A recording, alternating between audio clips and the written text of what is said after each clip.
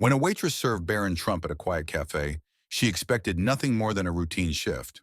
But what he left behind, a note and a tip, brought her to tears and sparked a conversation across the nation. The smell of espresso mixed with faint notes of fresh pastries lingered in the air. The afternoon lull had stretched longer than usual, and the hum of conversation in the cafe had finally tapered to a murmur. For Dana, the shift felt like a marathon. Every tick of the clock seemed to slow, and every clink of cutlery was just another reminder that she'd been on her feet for hours. She wiped the last table by the window and checked her phone. Just one more hour. Rent was due in 2 days and her phone bill sat unpaid. Tips that day had been pitiful. Mostly small change tossed half-heartedly onto the table by busy patrons who never looked up from their phones. Dana exhaled, pulled her hair into a tighter ponytail, and grabbed the order pad. Her manager, an older woman with tired eyes, gave her a glance as if to say, "Hang in there." But Dana was already on autopilot. Then the bell above the door rang. The sound startled her back into focus. A young man stepped in, tall, lean, dressed in a plain shirt and slacks that made him look effortlessly put together. Two men followed close behind, blending almost too well into the backdrop, their sharp eyes taking in every corner of the room.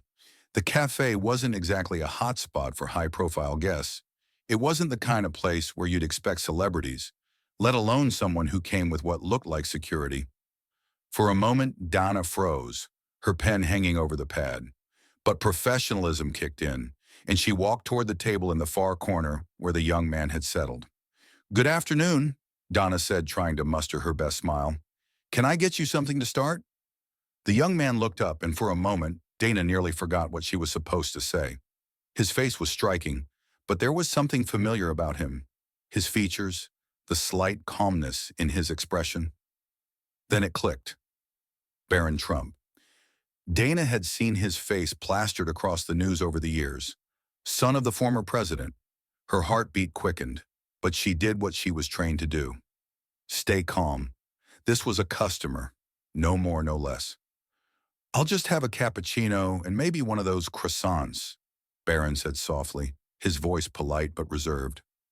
"Absolutely. Anything else?" He shook his head. "That'll be perfect. Thank you." His words were simple, but his tone carried something Dana couldn't quite put her finger on. Kindness, maybe, or just sincerity. She scribbled the order, turned back toward the counter, and tried to shake off the flutter in her chest. She wasn't sure if it was nerves or exhaustion, but something about this moment stuck with her. As Dana prepared the coffee, she couldn't help but glance back toward the corner table. Little did she know, this small interaction was about to turn her entire day, and maybe her week, on its head. The steam from the cappuccino machine hissed as Dana frothed the milk. She kept her movements deliberate, steady, anything to distract her from the odd, nervous energy twisting in her stomach. "Why am I acting like this?" she thought. Barron Trump of all people. Her eyes darted back to the table. He sat quietly, his posture straight but not stiff. He wasn't scrolling on a phone or typing away on a laptop like most patrons. He simply stared out the window at the street beyond, lost in his thoughts. Occasionally he sipped water from the glass she had dropped off earlier. By the time the cappuccino and croissant were ready, Dana had settled herself. She balanced the tray carefully and approached his table. "Here you go," she said gently, placing the cup and pastry down in front of him. He looked up and smiled faintly. "Thank you." "You're welcome. Let me know if you need anything else," she replied, keeping her tone neutral but polite. As Dana turned to walk back to the counter, something stopped her. Maybe it was the feeling of his eyes still on her, curious but not invasive, or maybe it was just her own tiredness making her self-conscious. Either way, her heart fluttered again. Minutes passed, and Dana busied herself with cleaning empty tables and refilling sugar containers. The cafe had grown quiet again, save for the faint hum of background music coming from the speakers. She felt the weight of the room in a way she hadn't before, like something invisible was pressing against her, urging her to pay attention. Out of the corner of her eye, Dana noticed Barron pull a pen from his pocket and lean over the receipt.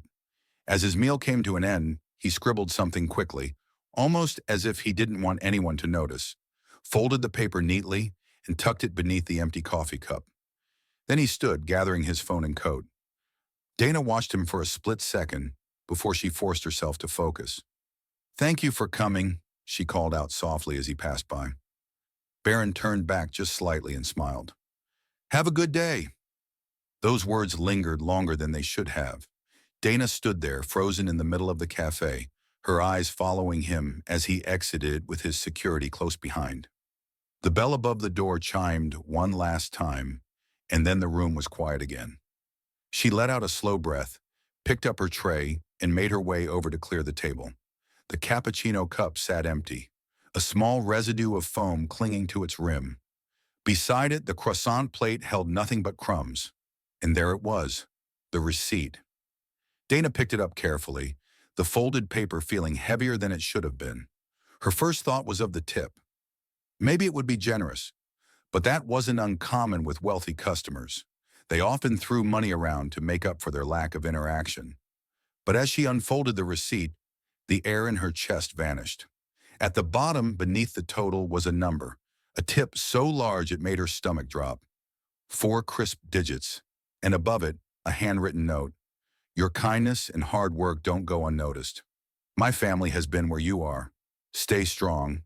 Brighter days are coming." Dana's hands began to tremble. She read the words again, this time slower, letting every sentence sink in.